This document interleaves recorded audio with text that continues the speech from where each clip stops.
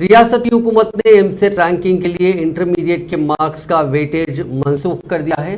محکمہ تعلیم نے انٹر مارکس کے 25% ویٹیج کو مستقل طور پر منسوخ کرنے کا حکم جاری کر دیا۔ اس کے بعد ایم سیٹ میں حاصل کردہ نمبروں کی بنیاد پر رینک دیے جائیں گے۔ اب تک ایم سیٹ نمبروں کو 75% ویٹیج اور انٹرمیڈیٹ مارکس کو 25% ویٹیج دیا گیا تھا۔ مزید یہ کہ جے ای مین اور این ای ٹی میں انٹرمیڈیٹ نمبروں کا ویٹیج بڑھا دیا گیا ہے۔ ریاستی حکومت نے ہائر ایجوکیشن کونسل کی تجویز کے مطابق انٹر ویٹیج کو مستقل طور پر منسوخ کر دیا ہے۔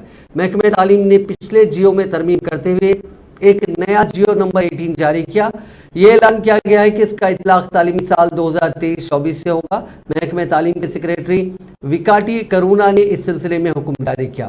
اب سے انٹرمیڈیٹ نمبروں سے قطع نظر ایم سیٹ رینک کے ذریعے انجینئرنگ، فارمیسی اور زراعت جیسے کورسز میں سیٹیں پر کی جائیں گی۔ ایم سیٹ کے نتائج کے وقت بہت سے بورڈز کے اعلان نہ ہونے کی وجہ سے رینک کے اعلان میں تاخیر ہوئی۔